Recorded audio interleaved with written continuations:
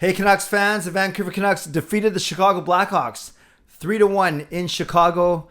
Here's what I liked, here's what I didn't like, and here's one other thing. I am Canuck Clay, and this is my Canucks take all in one take. It's Clay's Canucks commentary post-game recap for Monday, January the 31st. If you're new, here's what you should do. Hit the subscribe button now for daily Canucks insight that's positive, timely, and trustworthy. Overall, it's great to see a win, especially after that really poor effort, that poor result on Saturday night, that 1-0 overtime loss in Calgary. Nice to see the Canucks get back in the win column as they keep their admittedly slim playoff hopes alive. So let's talk about what I like. Jaroslav Halak, he stops all but one of Chicago's 21 shots. The only one to beat him, probably wanted back that long shot from Connor Murphy, the one-timer from Patrick Kane, from pretty far out actually, and I think it didn't hit anyone's stick or skate on the way in. I think maybe it was kind of like a change-up where Murphy didn't get all of it, and Halak, he was playing a little bit deep in the crease. But aside from that, let's give credit where credit is due, making 20 saves, a couple of them actually quite difficult saves, right in close, and he looked confident, he looked comfortable all game, and I don't know, it never really felt like the Blackhawks were going to threaten and take this game. Now, admittedly, I watched the majority of this game at the Keg. I was out for dinner with my lovely wife, Gail, my lovely daughter, Kayla. I try to pay attention to them as well as pay attention to the game. I think I succeeded on both fronts. But yeah, from what I observed on the TV for most of the game, Halak looked sharp, and he came up big when he was tested, yet he never looked like he was losing control of the game. So I like that. I like the Canucks penalty kill, once again going perfect. 2 for 2, and the fact that Chicago only got 2 power play opportunities means also the Canucks played a very disciplined game. Scoring came from, I guess 2 of the 3 sources were unexpected in Alex Chiasson and in Luke Schenn, and I like the variety in all 3 of the goals actually. The first goal, some really good work by the fourth line of Bovenlander, Dowling, and Chiasson. Bovenlander keeping the puck after getting the zone, keeping the puck in along the sideboards, quick pass down, the puck squirted out to Dowling. I don't think Bovenlander got an assist actually, but a nice pass from Dowling to the slot, Chiasson putting past Fleury. And then the second goal, it was a really nice actually play by Luke Schenn on the opposite side, keeping the puck in, keeping the puck alive, play alive. He doesn't get an assist. If there was a third assist, he would, but instead it went Dickinson to Hughes, and then Hughes with a quick shot towards the net, and Besser with the really deft deflection. Not reflection, it was a deft deflection past Fleury, and the Canucks then take that 2-goal lead into the third period. Also, Luke Schenn, kind of like I think he's our unsung hero this season, thrust into bigger minutes with the injuries to Travis Hamonic, and Tucker Pullman's been a little bit in and out of the lineup. So Luke Schenn has been thrust into a second pairing role for a lot of the season, and for the most part, he's flourished. He's played really well with Quinn Hughes, someone he has history and experience with from a few years ago. And tonight, another solid effort, 21 minutes of ice time. He had 12 hits. That's right. That's not a typo.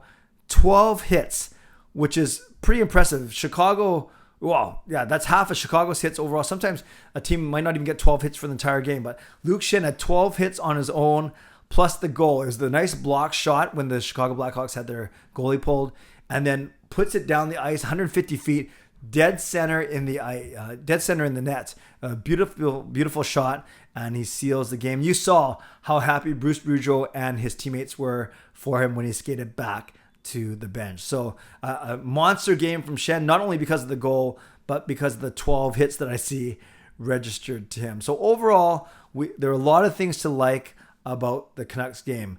Garland and Pettersson did not get on the score sheet in terms of points, but when it came to Corsi possession stats, they each had a 75% Corsi rating. That means that the Canucks generated 75%.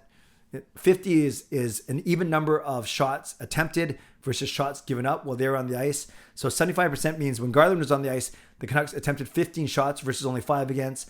When Pettersson was on the ice, it was only 18 shots for, only 6 against. So both of those percentages turn out to be a 75-25 split, which is really, really impressive. And on a night where the Canucks outshot the Blackhawks by a tune of 32 to 21? Yes, 32 to 21. You'd expect good possession stats for almost every player. And there were only 3 players that were under 50%, but it was Lammikko at 47%, Highmore at 47%, and Noah Juleson at 43%. So it's not like anyone was getting shelled that way. So overall, it wasn't the most entertaining game ever, but it was better than Saturday night. Well, anything was better than Saturday night. So let's give props to the Canucks for a very solid, a very workmanlike, a very nondescript 3-1 win. You guys might remember I predicted 4-1 in my vlog from earlier today, so I was only 1 goal off. Anything I didn't like? Not really, actually. The Canucks... Oh, okay, one thing. I should pick one thing so I'm not like a complete biased homer. 0 for 4 on the power play. That is not good.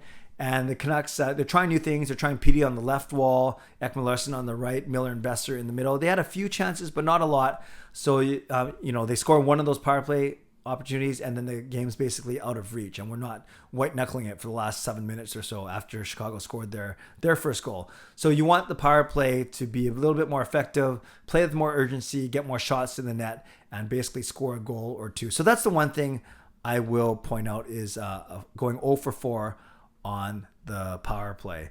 Aside from that, sure, you want to see Miller, Horvat, Garland, Petey hit the score sheet, but on a night like tonight where they only gave up 1 and you had contributors like Chase on, then I guess we're okay. But it'll be a lot more stress-free if the big guys were starting to put the puck in the net. So after only a goal in Calgary, then 2 tonight plus the empty netter, we'll see what happens tomorrow night in Nashville. But really not much to complain about in a 3-1 victory.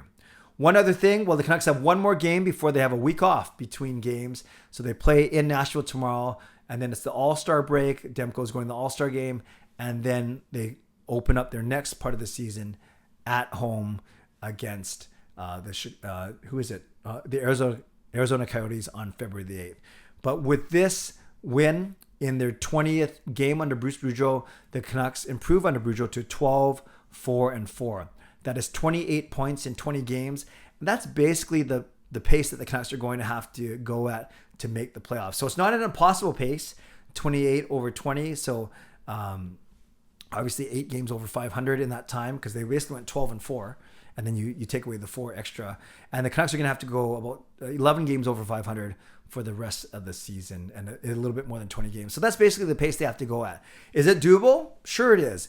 Is it probable? Maybe not. But it's good that the Canucks got these 2 points as opposed to giving them up. And if they can head into their little mini break with a win against Nashville tomorrow night, it'll set them up for at least a shot going into the final 2 months of the season. So Canucks fans, let me know what you liked, what you didn't like, and let me know one other thing. Don't forget, I'll be joining Parker at 8 o'clock, Canucks After Dark, 2 hours early tonight. And then Wednesday night is my members only live stream.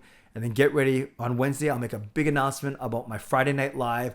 I'm bumping it an hour early to Friday night at 10 p.m., not 11 p.m., to accommodate a very special guest, a guest that you have been clamoring for the past half a year or so. You can leave a comment, leave a guess in my comments down below if you want as well. Shout out to my sponsors, Perform and Transform and Van City Experts Real Estate Group, to my members who I mentioned earlier in my vlog earlier today. Thanks to all of you, and to all of you who watch these videos, who watch them loyally, who always comment and always support me. I appreciate you very much, and I certainly do not take you for granted. So leave a comment below. What you like, what didn't you like, and tell me one other thing.